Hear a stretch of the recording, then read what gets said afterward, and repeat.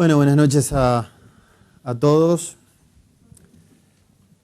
Este taller, esta exposición se llama Desarrollo Cultural y para eso tenemos dos exponentes, dos prestigiosos exponentes, como son Célio Turino, que viene de Brasil y nos va a contar una riquísima experiencia que se lleva a cabo en el país vecino, que se llama Puntos de Cultura y que ha contagiado y motivado experiencias similares en otros países. Y después vamos a escuchar a Hugo Achúgar, que es el director nacional de Cultura del Ministerio de Educación y Cultura desde octubre de 2008. Achúgar es poeta, ensayista e investigador y, como decía, desde el año 2008 es director nacional de Cultura. Célio Turino es agente cultural, historiador y director de museos. Fue secretario municipal de Cultura de Campinas y secretario del Ministerio de Cultura de Brasil en el gobierno de Lula da Silva, cuando el ministro de Educación y Cultura era Gilberto Gil. Fue encargado por el entonces ministro Gil del Programa Nacional de Educación Artística y Ciudadanía, también conocido como Cultura Viva, Puntos de Cultura, que es de la experiencia que nos va a estar hablando. Es uno de los programas de cultura más revolucionarios en el continente, sin duda, y ha sido adoptado, como decía, como modelo por distintos países en la región. Célio Turino además es autor de dos libros, La Ruta a Macunaíma y Ponto de Cultura. Le vamos a dar la bienvenida a Célio. Espero que no tengan...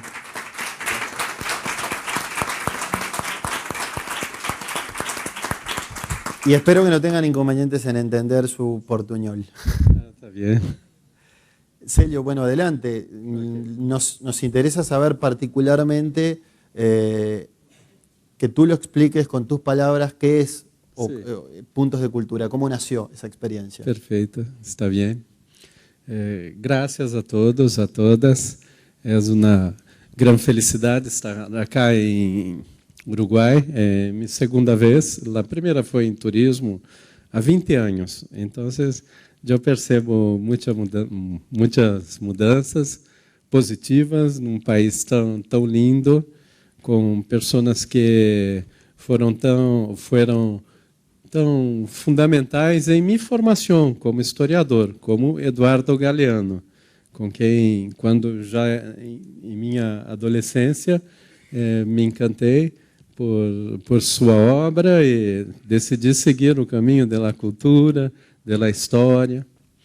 Ayer também pude ter uma grande felicidade de participar, de assistir a encontro, uma homenagem a Mário Benedetti, que eu conhecia por alguns de seus poemas, mas ayer foi mais completo, cantado por Viglietti, não é? Então, foi uma noite muito linda. É hora cá. E também gostaria de agradecer, sobretudo, aos organizadores do Inspira Montevideo. Todos com um trabalho muito sério, muito profissional. E acredito que este encontro, que é o primeiro acá em Montevideo, quizá aconteça todos os anos. Quizá tenhamos no futuro, inspira São Paulo, inspira Buenos Aires e tantas coisas assim. E é bom que as coisas aconteçam desta maneira, porque nós outros vivemos em um continente crioulo, em que todo está por fazer. E somos muito, mas temos muitas coisas a fazer e muitas coisas a nos complementar em cada atividade, em cada postura. Cada pueblo com sua história, cada pueblo com suas prioridades, mas seguramente temos muito mais a aprender entre nós outros do que com os outros. Eu prefiro nós outros com nós outros. Então, a ideia do Inspira Montevideo é uma experiência de nós outros por nós outros. Enfim, o que é a cultura viva? A cultura viva é a cultura que o pueblo hace porque o pueblo hace cultura. Todavia, em la história de los gobiernos, sempre se pensa em modelos centralizados de controle, de fora para dentro. A estrutura, mais estrutura e menos flujo. Mas em nosso entendimento, com o programa Cultura Viva, que começou em Brasil em 2004, é de que a cultura é sobretudo flujo, é a ação da gente. A cultura pode acontecer abaixo de árvore, por que não? A cultura depende da vida. E por que cultura viva também como nome do programa? Porque é a cultura em contexto, a cultura como processo, não como produto. Porque quando a cultura se distancia da vida, a cultura se transforma em mercancia, em entretenimento. É bueno que a cultura tenha a dimensão do entretenimento, da diversão, mas a cultura é cultivo, sobretudo.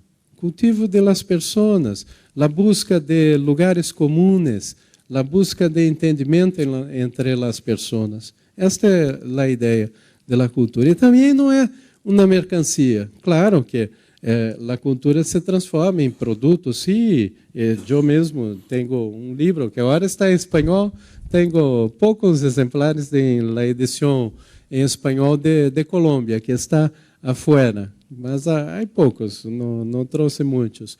Mas, em todo caso, é produto. Mas este produto é resultado de processo. Este é o entendimento.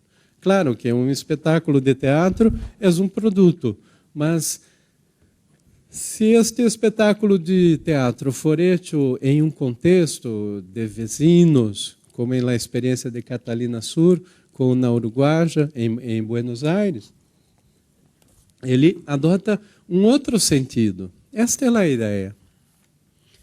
E o que é o punto? Esta é a cultura viva, este é o conceito. O que é o punto?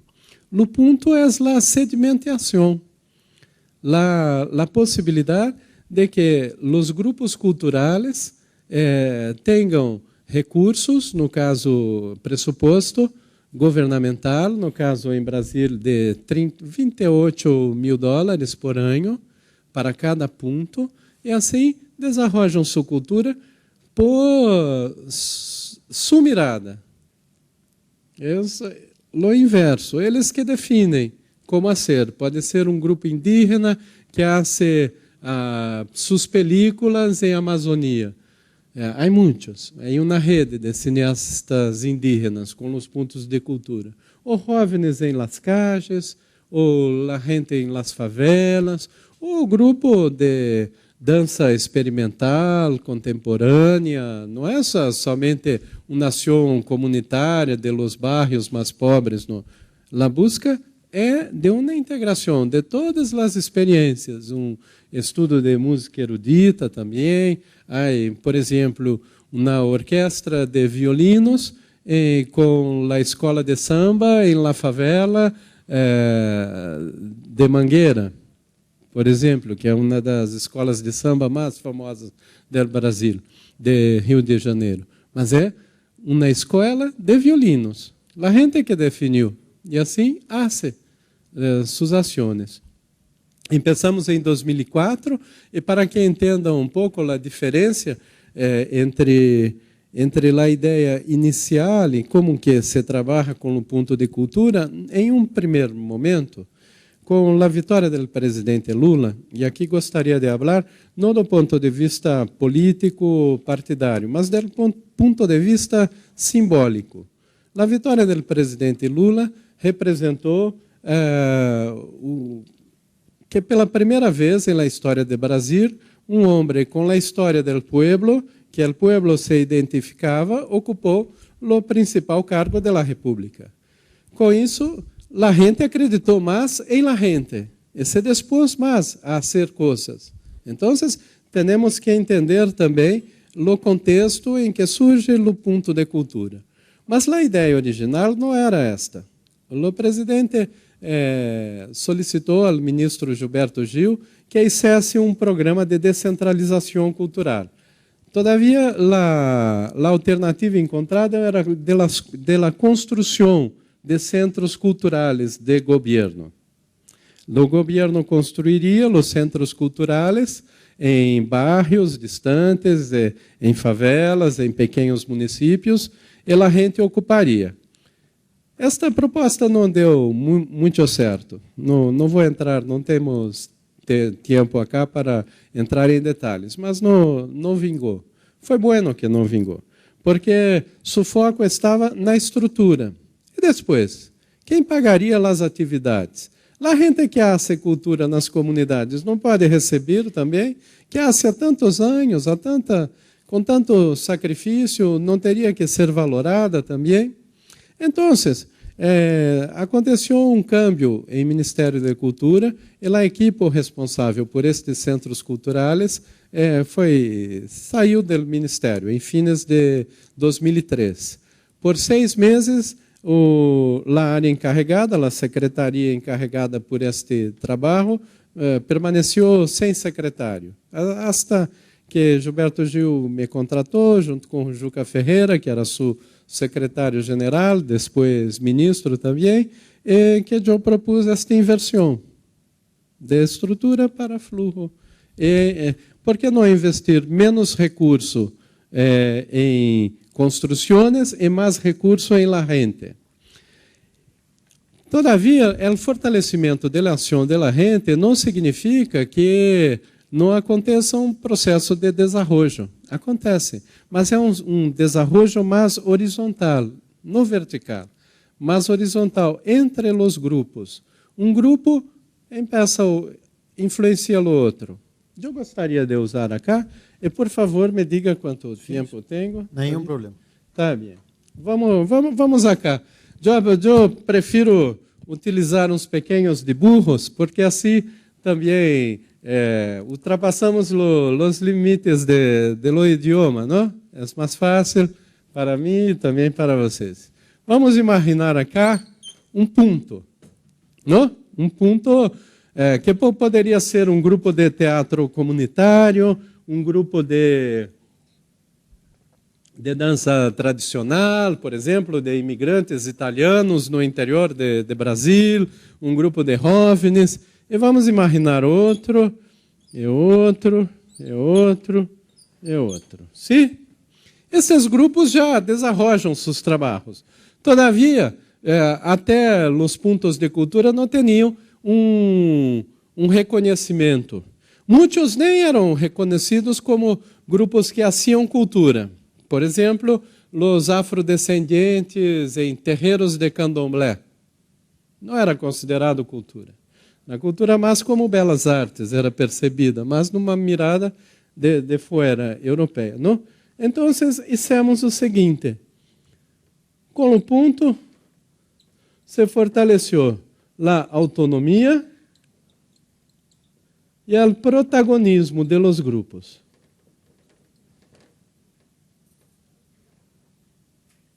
Como? Garantizando este pressuposto de $28.000 por cada, selecionados por chamada pública, e assim os grupos que davam as soluções para eles mesmos. Como eu disse, de dentro para fora, de abaixo para arriba. Esta é a inversão, da estrutura para o fluxo. Vamos acá. A, B, C, D e E. Pode ser um grupo de hip hop, um outro de cultura e gênero, por exemplo, como Heres, outro de LGTB, outro de dança, de literatura, biblioteca comunitária hecha em uma favela, por gente que cineclubes, todo cine com indígenas. Pois bem, assim garantimos a autonomia e seu protagonismo. Por quê? Porque eles é que encontram suas próprias soluções para seus problemas. Não é do governo para eles. ¿Se autogestionan? Sim, sim. É uma autogestão. ¿no? Con recursos. Sí, sí. Claro que o grupo também tem que apresentar depois uma prestação de contas, tudo mais, está bem? Depois entro neste detalhe. Mas vamos imaginar que é possível fazer mais que a autonomia e o protagonismo. Podemos aproximar os grupos. Então, vamos ver acá no mesmo grupo, no mesmo ponto. Percebem que A não é mais A? Porque A é K, é B, é C, é D, é E.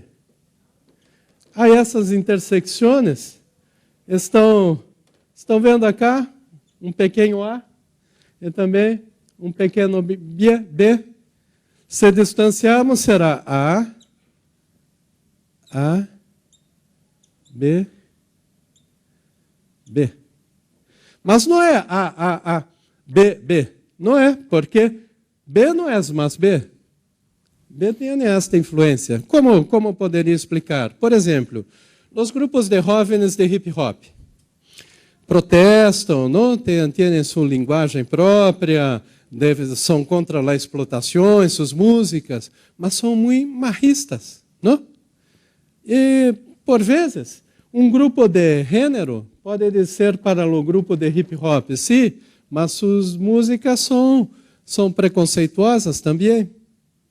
Não de uma mirada externa, mas da cá, por ondas que se caminham e se transformam a mirada. Também um grupo sociocultural que tem um trabalho em sua favela, mas que não se preocupa tanto com a estética.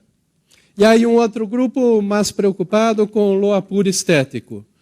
O de apuro estético vai dizer para o grupo de la favela, sim, está bem, seu compromisso com sua comunidade, com sua transformação social, mas se não acontecer uma experimentação estética muito forte, não se rompe os estereótipos também. Mas o grupo de compromisso sociocultural pode dizer, sim, mas se sua estética não apresentar um compromisso com seu ambiente, com seu contexto, também não é nada mais que a estética. E também, acá é apenas para uma pequena explicação, porque não é assim. É assim, não? E a geometria não é plana também, é tridimensional. Porque são muitos. Em Brasil, fomos de 0 a 3.000 em 6 anos, de 2004 a 2010, em 1.100 municípios do país. Não? Percebem acá? Quantas intersecções? Mesmo que este ponto não tenha contato com este, a mirada deste ponto chega a este. E assim também, percebam que parece também com o nosso cérebro, não? E com as sinapses, porque se constrói uma inteligência coletiva, porque nossa mente também não há um comando único, são sinapses, não? Em nosso cérebro, não? Que se hace. De tal maneira que um ponto de cultura pode ser escrito assim. Ponto de cultura igual a mais P elevado à rede. A. Percebem? Estão vendo? A da cá. P del protagonismo. Agora, este é importante. Mas este é acá. O que nós outros queremos é este. Acá é a rede. Quanto mais rede, melhor. Mais se desarrolla. Então, a ideia do ponto de cultura é a busca de pontos de convergência. Um ponto de mediação entre Estado e sociedade. Entre também vida e sistemas. Por quê? Porque temos a vida. A vida é o que nós outros vivemos, não? Que é difícil de definir também. A cultura tem mais relação com o mundo da vida. Todavia, a cultura é capturada por el mundo de sistemas. E que sistemas são? O Estado, o mercado, as igrejas. O que regula o Estado? O poder. O que regula o mercado? O dinheiro. A igreja, a fé. Há uma regulação, não? E acá há uma pergunta que já vou encerrando, porque abrimos mais para falar.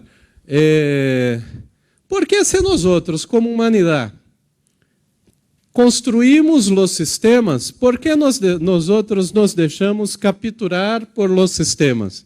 Não é comum? Quando uma pessoa vai para um governo, sim, meu amigo era tão bueno, mas o poder lo cambiou, o mercado, o dinheiro lo cambiou, uma criação artística era tão bela, então se cambiou no mercado, se transformou em um standard, em um espetáculo Broadway, por exemplo, uma coisa mais padronizada, uma coisa assim. Não é comum dizermos isso? Mas se nós outros que construímos os sistemas, como nós outros nos deixamos capturar por los sistemas? Sim, porque os sistemas têm uma regulação apenas. Poder, dinheiro, fé. A vida tem muitos. Somos regulados por o amor, a solidariedade, perfeito, maravilha. Mas também somos regulados por os 7 pecados capitais e muitas outras coisas, não? A vendetta, as sociedades mediterrâneas, como Sicília, Córcega, Albânia, são regulados por la vendetta. É uma regulação da vida que se sobressai em relação às outras e define suas regras próprias. Pois bem, por que não pensamos em uma regulação da vida que estabeleça algum ponto de equilíbrio, de convergência com os sistemas? Poderia ser a solidariedade. E por último, acá, apenas... como apagar? Eu não sei. Como? Borrador, como se hace acá? É acá? É automático? Não sei.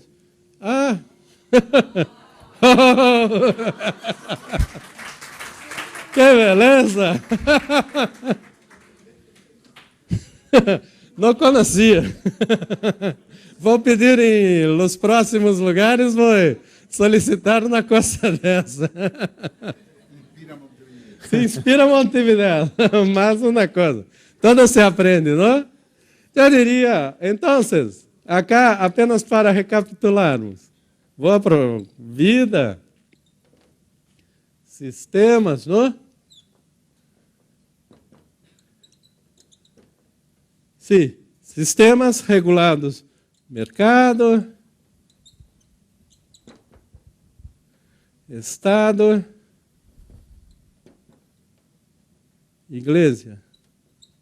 Acá não as religiões, mas a instituição do Estado, né? É vida.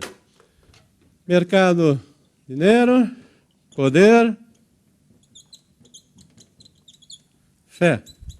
Não? É muito preciso. Acá não. Acá há muitas. Não vou escrever. Podemos lembrar muitas as necessidades, os desejos, tudo o que regula a vida. Então, se encontrássemos um regulador acá, poderia ser a solidariedade.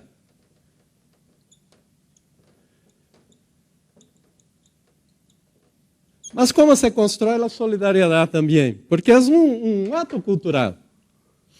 Um grande problema com a cultura é exatamente da construção da personalidade humana, é da identidade.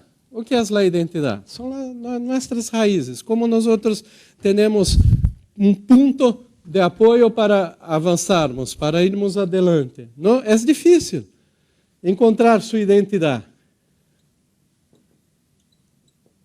E por la vida temos muitas. Isso não é malo, que tenhamos abertura para muitas também. Mas é malo quando não temos a possibilidade de nos autorreconhecermos. Por exemplo, em la teoria de Lacan, um psicanalista do início do século XX, que ele percebeu a questão da teoria do espejo, em que ele percebeu que o desenvolvimento da personalidade de los niños dava salto exatamente no momento em que o niño vê sua mirada em lo espejo e assim percebe que aquela imagem é sua imagem. Para as sociedades, isto não ocorre, porque a gente, o pueblo, é transformado em estereótipo ou em folclore, que é a cultura fora do contexto. Então, há que fortalecer a identidade, mas só se encontra a identidade de dentro para fora. Mas somente a identidade não basta, porque a grande plaga do século XXI é o fundamentalismo, as verdades completas, não? Há que praticar também a alteridade, a capacidade que nós outros temos de nos perceber em lo outro. Mas a alteridade só é possível ser praticada quando há a identidade. Eu diria que, por um exercício, por uma combinação entre identidade e alteridade, poderemos encontrar a solidariedade. Não é uma prática, uma coisa que acontece de um dia para o outro, de um ano para o outro, porque cultura é exercício, cultura é cultivo. É como a agricultura, é tocar em la terra. Ao tocar em la terra, preparamos as semillas, acompanhamos o crescimento das plantas, hacemos a colheita, separamos as melhores semillas quando não há transgênico, não? Patenteado, tudo completo, mas em la vida, e depois hacemos tudo novamente, e novamente, assim hacemos há 10.000 anos. Esta é a ideia do ponto e da cultura viva, uma cultura em constante transformação. Por último, há o ponto e há as ações também. Que ações? A ação com os mestres do saber tradicional, por exemplo, que demos o nome de griot, que são os intelectuais da África, não? As bibliotecas vivas da cultura oral. Ou a ação de cultura digital também, que é importante que todos os grupos tenham espaço, condições de ter seu equipo de vídeo para ser lo índio por lo índio. Lo jovem de la favela por lo jovem de la favela, não por lo outro. Pode ser um olhar de cumplicidade, de apoio, mas sempre será o olhar, a mirada do outro. Então, a cultura digital, ou cultura e saúde, ou interações estéticas também, com grupos de artistas profissionais, para serem trabalhos criativos em los pontos de cultura, não para levar uma coisa dele pronta, não é para isso, é para ser uma coisa nova, que a comunidade, o ponto e o artista se desenvolvam. Esta é a cultura viva. E de onde vem este nome de ponto de cultura? De Arquímedes. É um conceito matemático. Dá-me um ponto de apoio, é uma palanca, e eu moverei o mundo. Quando chegaremos? Não se sabe, não sei. Pode ser em séculos, em décadas, mas há que exercitar esta possibilidade de uma cultura que realize plenamente nossa humanidade. Graças.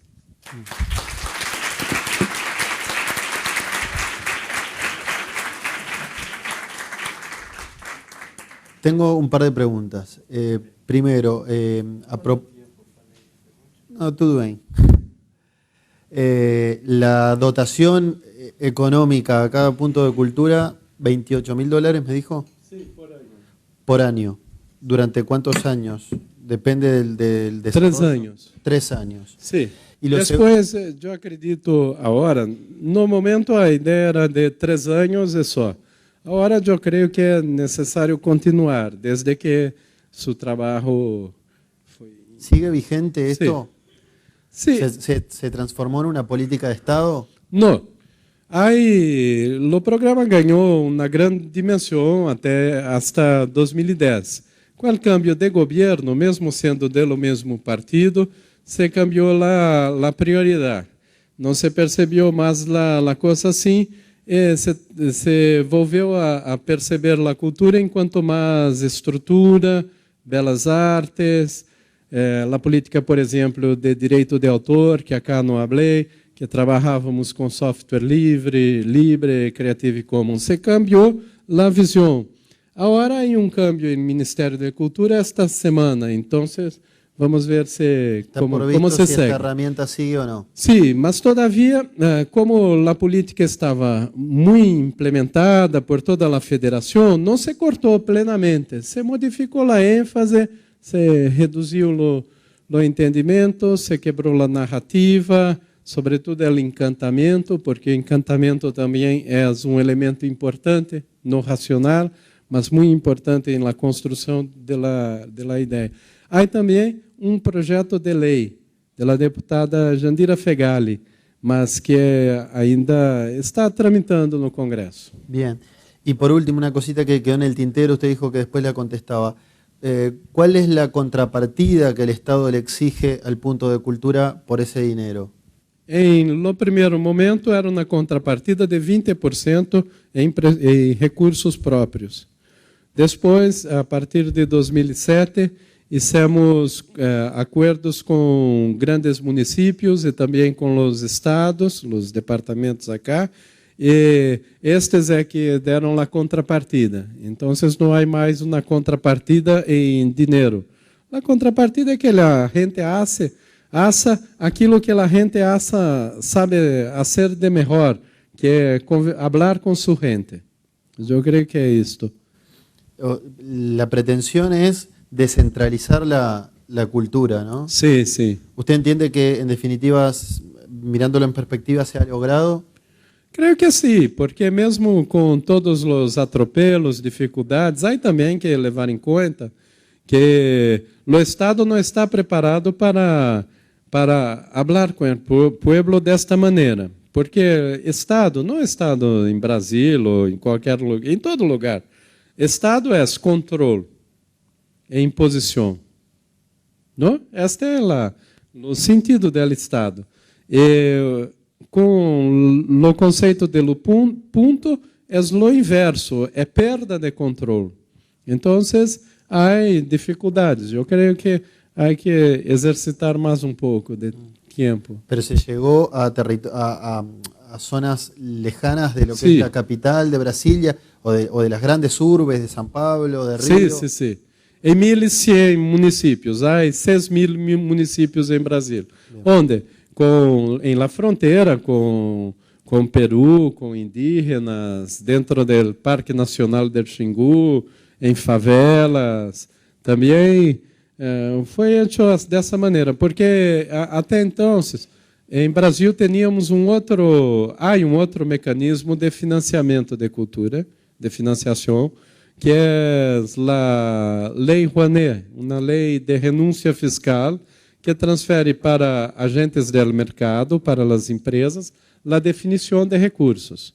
Esta lei, como segue a lógica do mercado, é muito concentradora. Para que tenham uma ideia, 80% dos recursos estão concentrados em Rio e São Paulo. E não é em Rio e São Paulo. É nos bairros do Leblon e no bairro de Los Jardins, em São Paulo, e Leblon, no Rio. Porque nas favelas não chega também.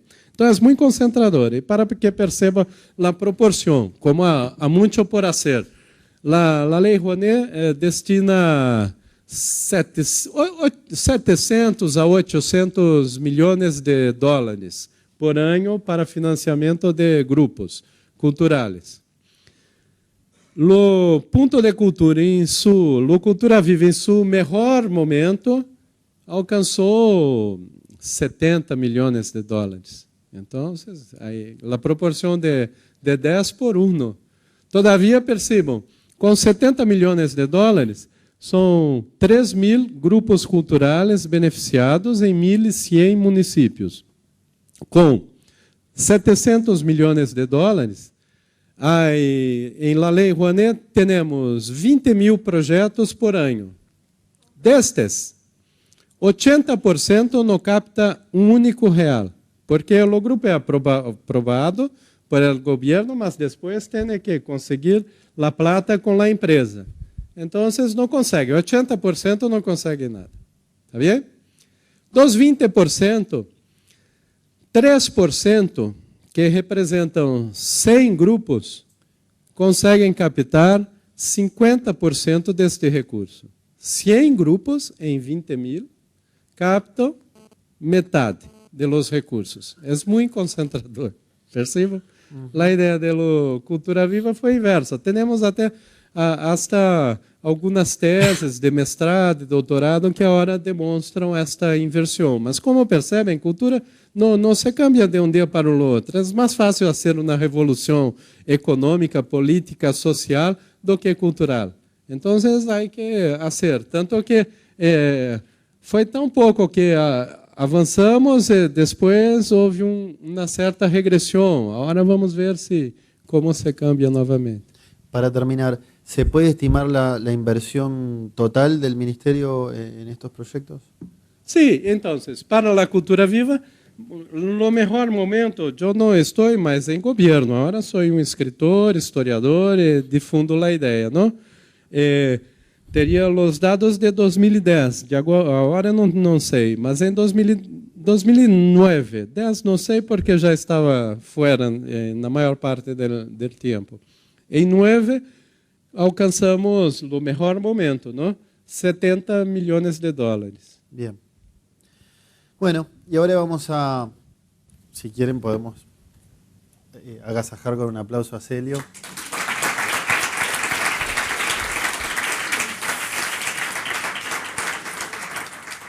Y ahora vamos a escuchar a Hugo Achúcar, director nacional de Cultura, como decía, desde el año 2008, quien nos va a hablar de derecho cultural y la experiencia de usinas culturales y fábricas de cultura. Buenas noches. ¿Se escucha? Sí. Gracias por invitarme. Gracias por tener el honor de compartir con el colega esta mesa. Apareció allí un PowerPoint, eso es porque los jóvenes de la Dirección Nacional de Cultura me dijeron que no podía venir sin PowerPoint. Yo soy más como tú, de la pizarra y el lápiz, y hubiera tenido que ser firme y decir a los jóvenes, no voy a usar la pizarra y el lápiz porque es como me siento más cómodo. Pero bueno, acá vengo con un PowerPoint, que los odio, sobre todo los PowerPoint, esos que la gente usa para decir desarrollo cultural para todos, es decir, cosa que quizás ustedes no pueden leer y entonces se los leo yo y ahí terminó el PowerPoint porque pasan a otro, que todavía no, por favor, pero lo que hacen es leer lo que está escrito. Pero bueno, me estoy estrenando con esto de los PowerPoint. ¿Qué es esta idea de desarrollo cultural para todos? Bueno, hay un diálogo curioso o particular o no particular, tiene que ver quizás con los tiempos entre lo que planteabas tú y lo que estamos planteando nosotros. Y yo empiezo por el XIX, por el siglo XIX. En el siglo XIX habían dos formas de cultura básicamente, o se reconocían dos formas de cultura. Una era la cultura popular o el folclore, que era lo que hacían los campesinos y los pobres, y después estaban las bellas letras, las bellas artes, etc.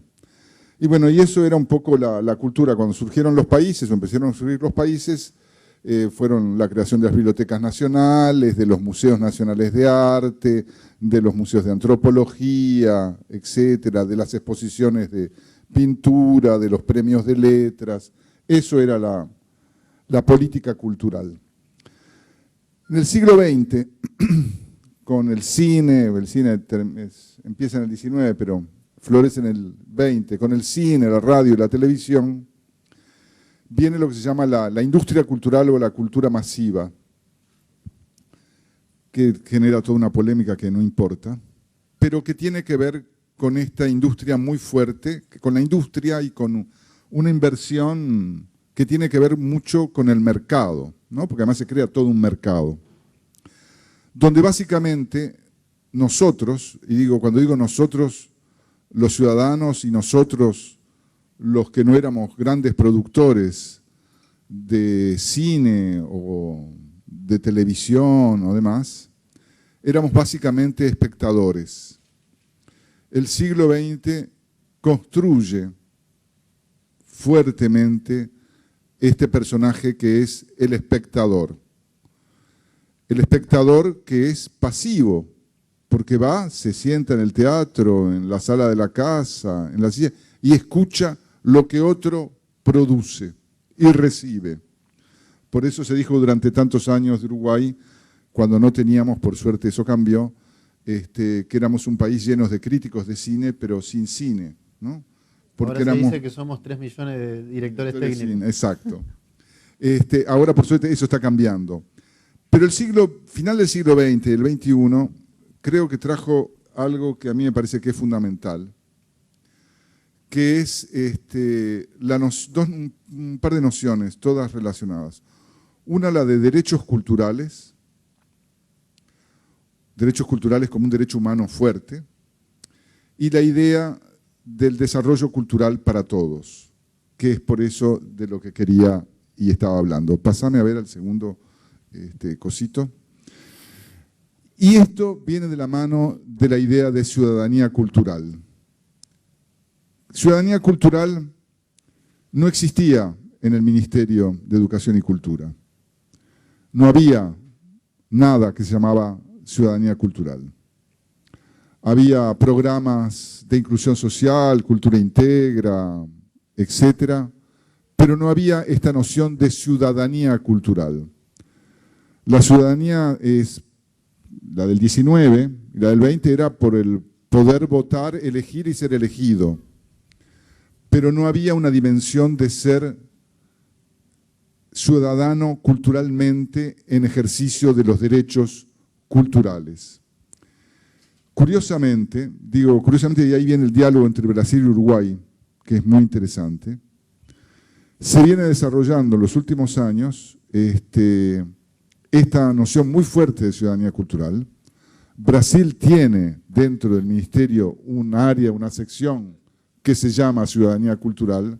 Nosotros tenemos en el Ministerio de Educación y Cultura un área que se llama ciudadanía cultural, porque de algún modo tenemos objetivos programáticos, si ustedes quieren, o políticas culturales que están inspiradas con esta misma idea de derechos culturales y de ciudadanía cultural. Los hacemos con diferencias, sí, los hacemos con algunas diferencias, pero de algún modo esta idea del derecho cultural. ¿Qué es el derecho cultural?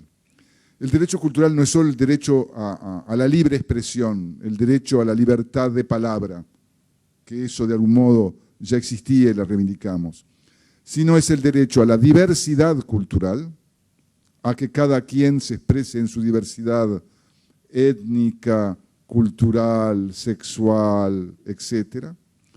Sino, además, el derecho cultural es este cambio que a mí me parece fundamental, que es el pasar del ser un sujeto pasivo, que también es importante asegurar el acceso al disfrute de la cultura, de la alta cultura. Pero en eso trabaja Brasil y trabajamos nosotros. Y hemos trabajado toda la vida en lograr el mayor acceso al arte, a la danza, a la cultura en todos sus sentidos. Por eso tenemos programas, yo qué sé, de ciudadanía cultural, como Un Pueblo al Solís, que tiene que ver con el democratizar el acceso de gente que nunca podía entrar a teatros porque no eran para ellos, es decir, traerlos. Pero el cambio fundamental, este cambio casi de paradigma, es el cambiar del ser un espectador, un sujeto pasivo, a ser un sujeto activo, a producir cultura. ¿Y qué pasa? ¿Cómo se producía cultura? Y bueno, la cultura, para producir cultura, antes, muchos siglos atrás, se necesitaba hacer la alta cultura, era ser alfabeto o tener ciertas cosas, porque cultura produce todo el mundo. Cultura produce simplemente un niño con un palito y una baldosa y hace música. cultura produce la gente bailando, cultura produce la gente relacionándose, es decir, organizándose, haciendo. Pero, ¿qué pasa?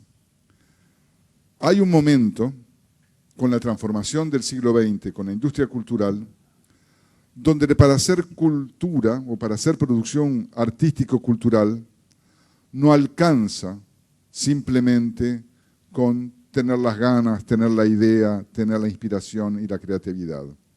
Se necesitan instrumentos, se necesitan inversiones, se necesitan esa cámara que está filmando allí, se necesita este micrófono, se necesita poder tener un espacio donde grabar en condiciones adecuadas, se necesita, es decir, se necesita una inversión. Y ahí vamos con las usinas culturales, que fue la primera de estas concreciones. Pasa, si es que aparece. Derechos culturales, diversidad cultural, ya hablé, pasa. Democratización, ya hablé, pasa. Ven que no sirve para nada. Acá bien. Usinas, fábricas, poblaciones vulnerables y juventud. Y si pasás, porque hay una imagen de una usina, ahí está la usina. Ahí tiene una imagen de lo que es las usinas.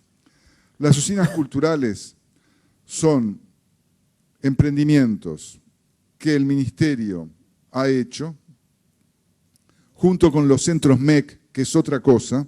Los centros MEC son 120 en todo el país, pero son centros que llegan a poblaciones de menos de 5.000 habitantes, a veces de 500 habitantes, y que funcionan como centros de actividad cultural, pero no solo cultural, porque tiene también los otros aspectos del Ministerio, derechos humanos, derechos laborales, etc.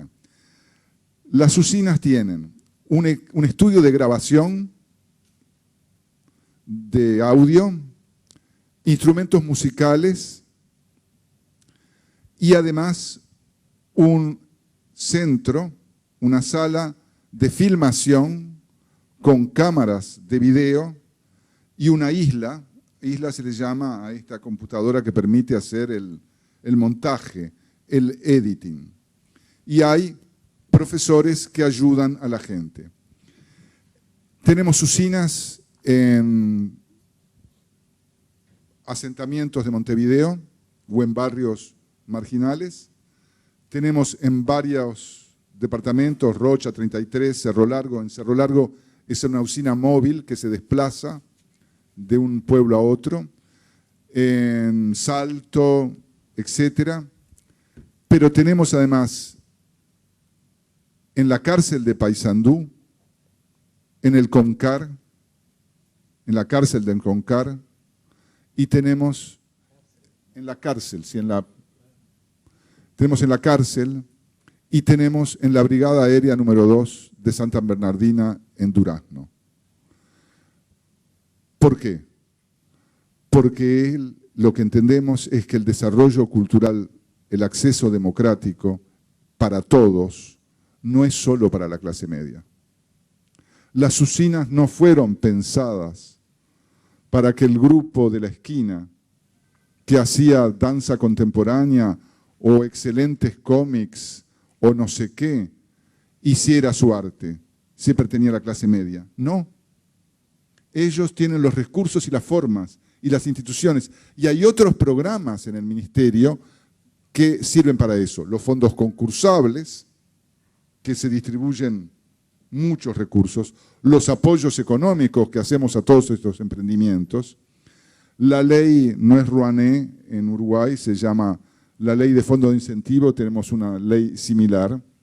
Incluso hemos logrado, paréntesis, hemos logrado hacer que no se concentre todo en Leblon ni en Pocitos, estableciendo porcentajes para lo que acá se llama el interior del país y para más beneficios tienen si los proyectos están basados no en Montevideo y si no están basados en sectores con grandes posibilidades económicas. Hemos tratado de compensar eso a través de la ley de mecenazgo y de los fondos concursables y la recuperación y el otro fondo que también tenemos. Digo, pero esta idea de tener en la cárcel y queremos poner, estamos tratando, no hemos terminado de hacer las negociaciones en el Vilar de Bo. Porque cultura, la cultura viva, la cultura para todos, ¿qué es? Es la cultura para, como yo digo siempre, los GCU, la gente como uno. Es decir, esa era la política cultural antes. La política cultural para la clase media, para la gente como yo, o para los artistas como yo. Era una política cultural para los poetas como yo. No. Lo que queremos es, cuando hablamos de cambio de paradigma, de sujeto pasivo a productor y de democratización, es el acceso a todos. ¿Qué tenemos? Tenemos que ahora, el mes que viene o en las próximas semanas, se va a presentar el primer videoclip filmado por los reclusos de la cárcel de Paysandú en una usina cultural. En un hecho inédito, primera vez. Primera vez. Es primera vez que hay un videoclip filmado en una cárcel por reclusos. Porque también está la política cultural, y esta forma, contribuye, él hablaba de estereotipos, yo hablo de estigmas, a desestigmatizar al otro. Tú hablabas de solidaridad, y una mayor solidaridad es ¿qué solidaridad? Es reconocer al otro, preso, paciente psiquiátrico, viejito del Piñeiro del Campo, marginal de un asentamiento, o lo que sea, que es capaz de crear.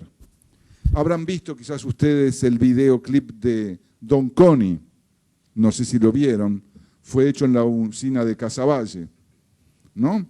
Donde hay un rescate de su autoestima por ser orgulloso de donde está, ¿no? Y es a eso lo que estamos. Pero hay... Criticando cierta estigmatización, ¿no? Exactamente, pero también hay otros videos hechos por hurgadores de basura sobre sus condiciones de vida. O habitantes de casa de medio camino, de pacientes psiquiátricos, como Chimborazo, que hacen una ficción y ellos se filman a ellos mismos contando la leyenda del mate.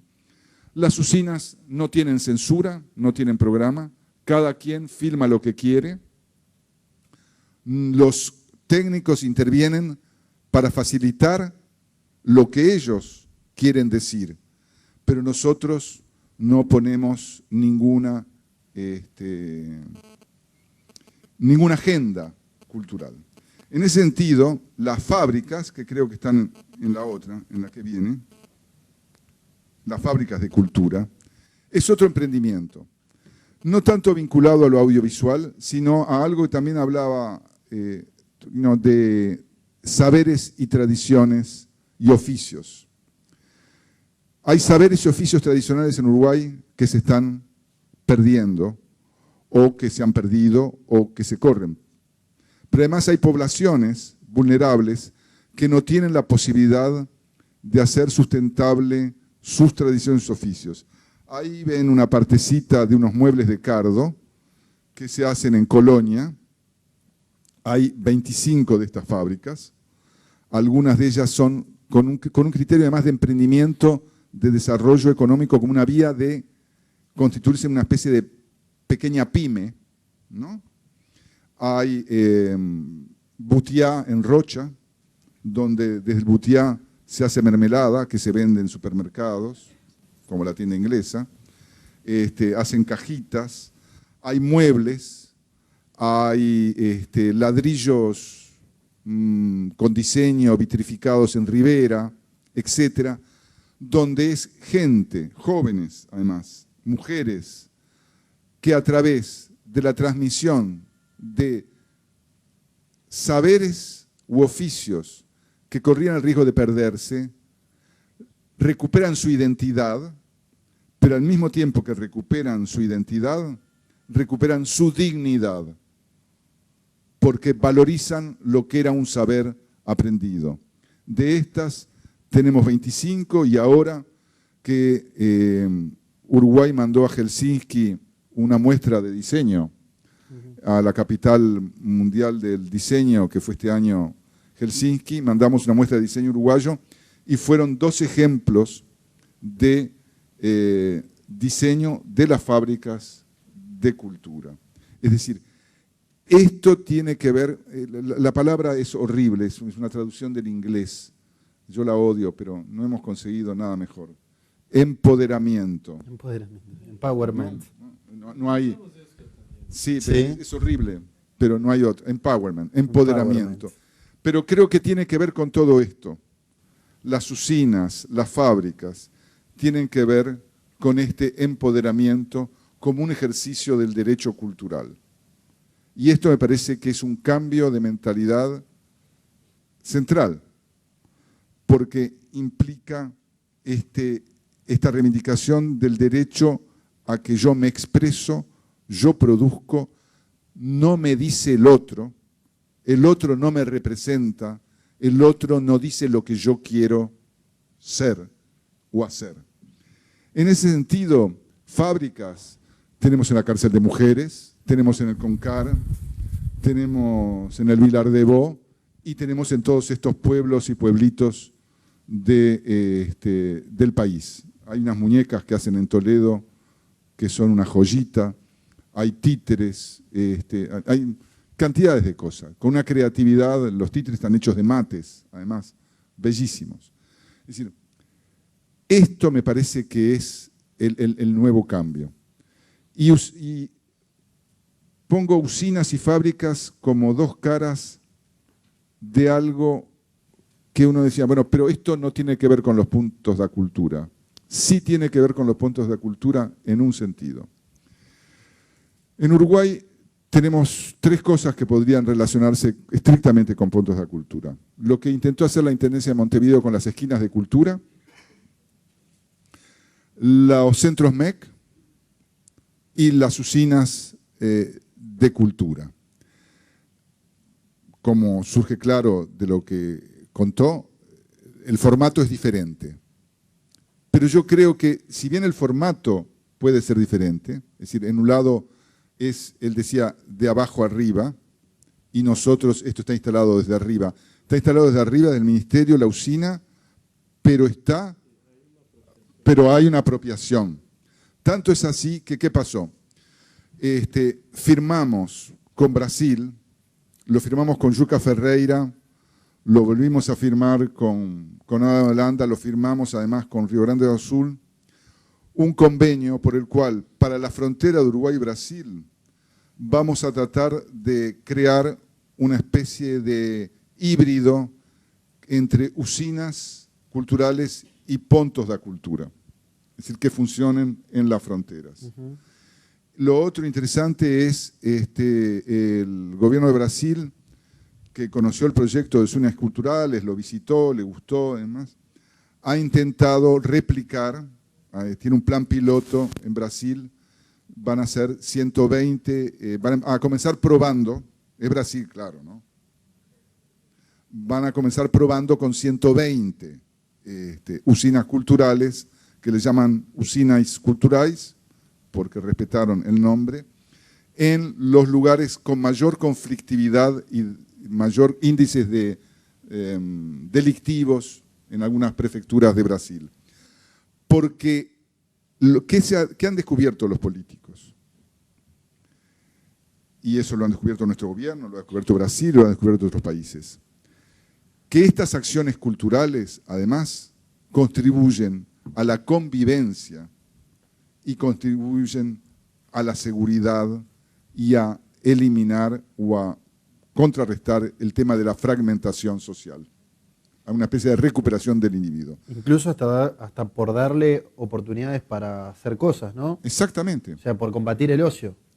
No solamente el ocio, es que no es el ocio se pasa a ser creación cultural y a ser producción. Claro. Y por eso acá lo de poblaciones vulnerables.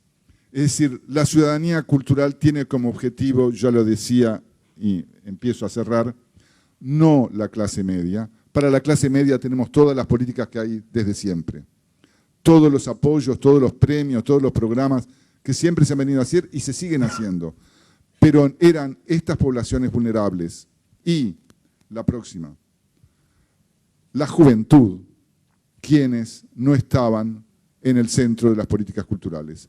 Por eso tenemos un programa especializado en juventud, por eso tenemos los encuentros de arte y juventud, que reúnen 2.000 jóvenes, ya van 5 encuentros en diferentes partes del país. Este año se va a hacer en Salto, ahora en unas pocas semanas, donde 2.000 jóvenes, titiriteros, saltimbanquis, cantantes, teatreros, todo tipo de cosas que se juntan durante prácticamente una semana a compartir experiencias y a ser ellos los protagonistas de la cultura, que es otro modo de empoderamiento, esta vez para los jóvenes. En una política, nuevamente me reitero y cierro para concluir, solo es posible una sociedad que incluya y permita el desarrollo cultural para todos si les damos la posibilidad de hacer y no simplemente de consumir. Muchas gracias. Bien.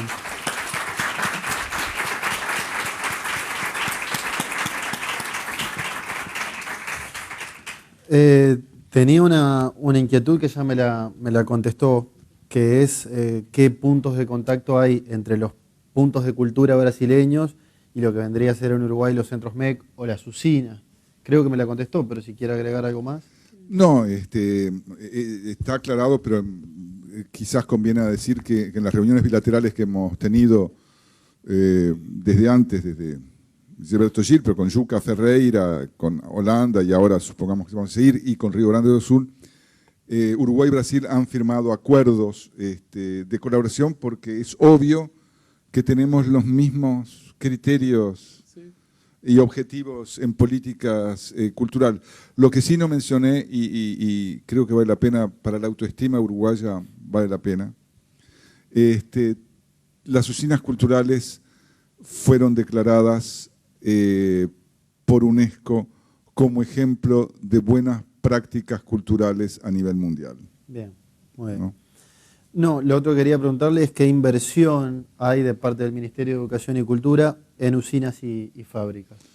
Bueno, mira, cada usina sale aproximadamente de equipamiento solamente unos $45.000. Las fijas, la móvil, porque tenemos una móvil en Cerro Largo y ahora vamos a tener otra móvil entre Flores y Florida, sale un poco más. Pero eso es el equipamiento. Después tenés el funcionamiento, que es permanente. Yo supongo que con funcionamiento estaremos, déjame calcular, unos $75.000, $80.000 por año cada usina completa, porque también hay medias usinas, ¿no? Y a los usuarios de las usinas les cuesta el boleto de ómnibus si tienen que tomar el boleto, si van caminando, reponer la suela del zapato. Bien. No, y la tercera inquietud, en realidad me voy un poquito de tema, pero tiene que ver con la charla anterior y con la charla que viene, que es a propósito de gestión cultural. Entonces, le pregunto al director nacional de Cultura, hay una formación para quien hoy quiere ser gestor cultural, que es una iniciativa privada, que es el CLAE. ¿Está pensado de parte del Estado instrumentar alguna suerte de curso, preparación de gestores culturales? No solo está pensado, sino que de hecho ya está funcionando el concurso para el coordinador del Diploma de Gestión Cultural de la Universidad de la República. Terminó hace un mes y medio. Creo que el Consejo Directivo Central de la universidad ya aprobó el nombramiento de la coordinadora porque ganó una mujer. Y supongo que los cursos empiezan en el 2013. No quiero ya decir más cuándo empiezan, porque hace 18 años que estoy diciendo que el año que viene empiezan los cursos. Pero esta vez sí. Bueno. Esta vez sí empiezan el año que viene. Está bien. El año que viene empieza en el espacio interdisciplinario el diploma en gestión cultural. Si no arrancan, lo llamo. No, arranca porque además soy uno de los que está comprometido en eso. Bien, bueno, abrimos un espacio de preguntas. Dígame. Bueno, un placer estar acá. Soy una uruguaya que vivo hace 38 años en Argentina. Ahí tiene un micrófono. Bueno, que es un placer para mí estar acá. Tengo ya 38 años viviendo fuera de Uruguay. Vivo en Argentina, pertenezco a un grupo de teatro comunitario que cumplimos el año que viene 30 años de acción comunitaria y es un placer, repito, asistir a esta charla. Bueno, a Celio Turino yo le digo como el gurú de los puntos de cultura, que para nosotros en Argentina la verdad nos ha dado mucho ánimo y hemos estado trabajando con una red muchísimo tiempo y hemos presentado el proyecto de ley de puntos de cultura. Inspirados, y por eso quería también preguntarle a Hugo, inspirados en lo del Parlasur. ¿Qué pasa en Uruguay? Porque es algo que desconozco de verdad. ¿Qué pasó con este tema del proyecto de ley de puntos de cultura? Porque está bárbaro lo que está sucediendo con usinas culturales, pero como a nivel latinoamericano estamos trabajando mucho. La declaración de la última reunión del Mercosur Cultural incluye un párrafo que dice que se va a continuar trabajando en la red de puntos de cultura, usinas culturales e instituciones similares, porque entendemos que los puntos de cultura, que son lo que son y todos apreciamos, son un ejemplo de una de las manifestaciones varias y diversas que se están dando en América del Sur, y creímos que homogeneizar todo en puntos de cultura era desconocer la experiencia de otros países, de otras sociedades, y que en realidad quizás debería ser enriquecida en una reglamentación o en un impulso que armonice las diferentes experiencias que, sin embargo, y por lo que vieron, tienen el mismo espíritu. ¿Alguna inquietud más por acá? Después vamos a dar un espacio, tenemos 2 preguntas online, gracias a la gente de Plaza Business Center. Sí, por favor. Sí, hola, mi nombre es Andrea. Primero sí, felicitar todos los programas y al Ministerio de Cultura por todo lo que ha cambiado y las posibilidades y el acceso que ha tenido para varios grupos. Esto del teatro de la gente al Solís, Julio Boca en una plaza en el interior, son cosas que realmente se notan. Y permítame discrepar un poco, pero realmente no encuentro... Bárbaro. Yo no encuentro tan claro esa asociación con los puntos de cultura que decía Celio. Yo trabajo en un grupo de vecinos y realmente yo creo que es un cambio de paradigma lo que está planteando. O sea, es realmente darle autogestión y protagonismo a estos grupos de vecinos del interior o de donde sea, que estamos realmente trabajando año a año, y que más allá de estos programas, de las usinas, de las fábricas, no estamos en ninguno de ellos. Estos programas sí siguen con esta visión de que el Estado es quien fija la prioridad y qué es lo que más importa, o cuál, no es lo que más importa, sino la prioridad en este presupuesto, como mencionan los jóvenes, como mencionan las poblaciones vulnerables, y no hay ningún programa en estos del Estado uruguayo que sea para GCU, gente como yo, gente de clase media que solamente trabaja con 8 vecinos atrás de una fiesta popular y que realmente no nos encontramos en ninguno de estos programas. Más allá de que todo es mejorable y que todo va para adelante, y que además la competencia a veces son bastante desleales para nosotros, porque en el otro fondo que usted mencionaba, que era el de infraestructuras culturales, nosotros como grupos de vecinos competimos con una institución como la Comuna Canaria, que tiene gente, técnicos y gente paga para hacer esos proyectos, y nosotros competimos contra presentar proyectos al nivel de ellos, que en algún momento capaz que sería bueno aislar el Estado a competir contra 8 vecinos que trabajamos año a año. Realmente ¿Cuál es creo tu inquietud? que quiero ver el punto. Yo tengo la respuesta. Bárbaro. Estoy esperando que termine. Yo creo que los puntos de cultura que marca Celio realmente da ese protagonismo, y cuánto más enriquecería estos otros programas y cuánto reproduciría esta producción y esta acción de hacer cultura. ¿Cómo lo verían ustedes implementar? ¿Cuáles serían las ventajas y desventajas que ven en traer cambiar de paradigma y realmente gestionar desde el vamos, desde abajo, para generar esta cultura entre todos, la ciudadanía para todos, el desarrollo para todos, seas vulnerable o no seas vulnerable? Tengo varias respuestas. Una es, primero, ¿sos montevideana? ¿De dónde sos? Canelones, magnífico. Primero, están los fondos concursables, donde los GCU presentan los proyectos allí y tienen por porcentaje de fondos concursables, no compiten con las instituciones como Montevideo y demás. ¿Qué pasó cuando comenzaron los fondos concursables? Montevideo, como decía Celio, de Leblon, se chupaba el 90% del presupuesto de los fondos que había para eso.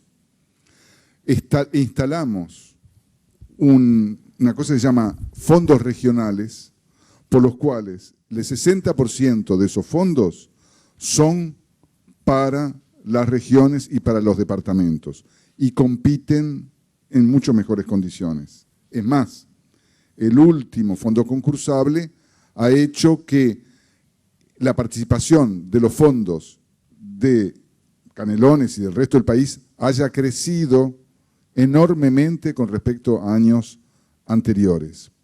Segundo, sí y no. Celio tiene una explicación y podrá abundar. Yo tengo entendido, esto no es para una conversación de una hora, hora y media, es para un seminario, ¿no?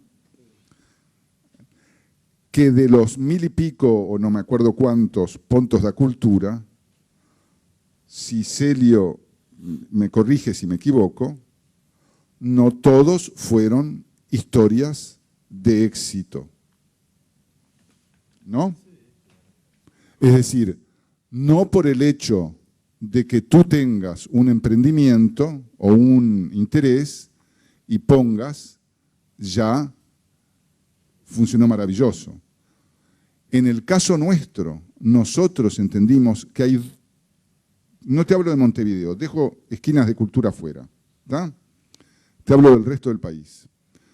Tú tenés Centros MEC, que está abierto, y tenés las usinas y las fábricas donde son cuasi autogestionadas. ¿Cuál es la diferencia de la autogestión de una usina y un punto de cultura? Es que la usina es, tú vas y propones, como también lo tenías que proponer en un punto de cultura. Propones un proyecto y te ayudan a hacerlo. ¿Tá? Lo único que la parte de pagar la luz, mantenimiento, etcétera, está asegurada desde el Estado. La ayuda a los miles de emprendimientos que tiene la sociedad uruguaya desde el punto de vista cultural, por suerte que los tiene, no está simplemente en decidir, uno puede hacerlo a través de los puntos de cultura. Nosotros lo decidimos de esta otra manera. A mí me parece que el objetivo donde se tocan es en darle el protagonismo a la sociedad.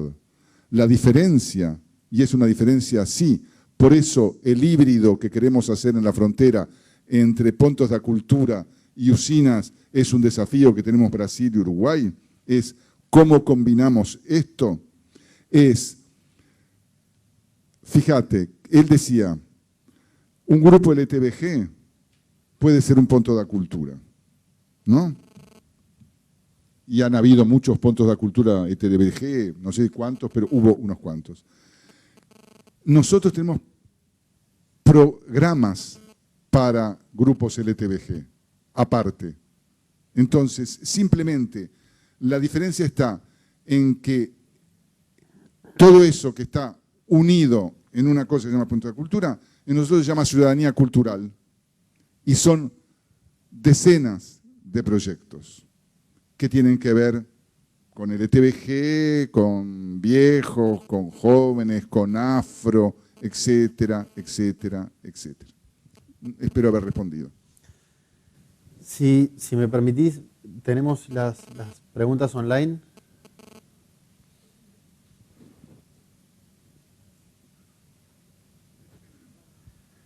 Que nos llegan gracias a Plaza Business Center.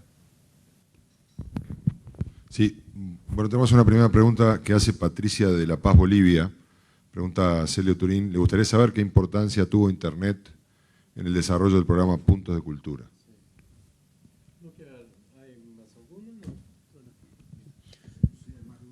¿Alguna especie? No, está bien. Los puntos de cultura son totalmente libres, ¿no? Cada cual conforme su necesidad. Es un ejercicio también. Todavía hay un punto que es obligatorio, que es el estudio multimedia, la conexión por internet, lo equipo, que sería como, no tan bom como este, es más simples que el equipo de las usinas en los puntos. Este acá yo vi que es más bien aparelhado.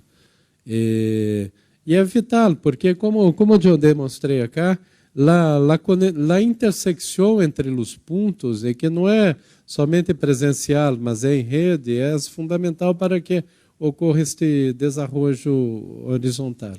Entonces, todos os pontos têm que ter. Há um território muito grande em Brasil. A grande maioria de los 3.000 tem. Alguns não têm. Ou têm de forma precária, como, por exemplo, com os indígenas, por satélite. Este é um custo extra que o Estado paga com antena por satélite, mas tenta ser em todos. La segunda pregunta. Ok. Yo quería hacerle una pregunta a Celio. Buenas noches, mi nombre es Úrsula, vengo de Buenos Aires y la pregunta básicamente es, a nivel latinoamericano, el tema este de los puntos de cultura tuvo una repercusión muy grande. Empezaron a haber movimientos desde las organizaciones comunitarias, no desde el Estado, de agruparse, de copiar el modelo, de inspirarse en esto de los puntos de cultura. Y hoy en día hay diversos países en los que, en parte, se implementó desde el Estado políticas semejantes a los puntos de cultura y en otros lugares las organizaciones siguen juntándose, asociándose, comunicándose por Internet en gran medida, como para poder implementar estas políticas adaptadas a la situación puntual de cada uno de los países y de las realidades que cada uno de ellos tienen. O sea, no es una copia directa, sino que es una adaptación. La pregunta sería, habiendo tanta ebullición, digamos, o tanto movimiento a nivel latinoamericano en este sentido, ¿de qué manera influyó en Brasil para que, al haber un cambio de gobierno y al haber un cambio en el paradigma que se dicta desde el ministerio, no se murieran los puntos de cultura, sino que se retroalimentara de alguna manera con todo este movimiento latinoamericano? ¿Hasta qué punto, a tu entender, esto fue importante, no fue importante? Y bueno, ¿qué opinás sobre esta explosión que está habiendo a nivel latinoamericano? Okay. Por partes um pouco, né? Há países que implantam os pontos de cultura. Neste momento, 4. Bolívia a caminho, mas são 4, que é Costa Rica. Em Colômbia são os municípios de Medellín que tem a primeira lei de cultura viva aprovada por o Conselho. Yo lo vi de cerca en Medellín. Sí, ahora también la ciudad de Bogotá y Cali. Yo voy a Cali en 2 semanas que camina en ese sentido. Hay también en Perú, empezó por la ciudad de Lima, o programa estruturante da municipalidade é Cultura Viva por uma Nova Lima, e agora também com o governo central de Peru, também como Cultura Viva, Ponto de Cultura, e Argentina, que foi onde começou. Primeiramente por la província de Buenos Aires, depois do governo da nação, não sei em que estágio está, mas que começaram, e agora também a alcadia de Buenos Aires.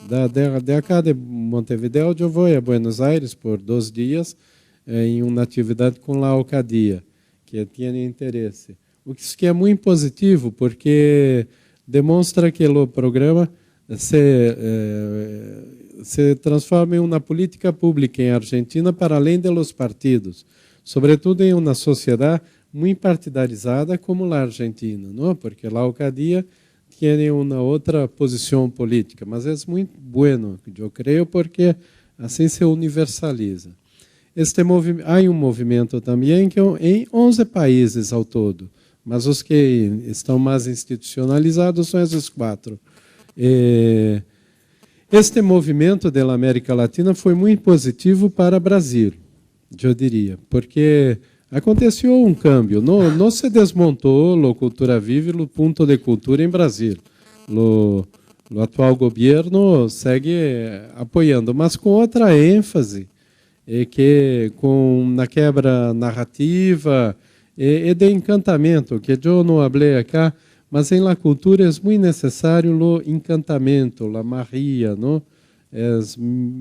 Não todo tem que ser cartesiano, todo certo. Há uma bagunça, uma geleia geral, como era em la música de Gilberto Gil. Uma outra inspiração para o nome, além de Arquímedes, é uma expressão de Gilberto Gil no discurso de sua posse, que seria de ser um doim antropológico.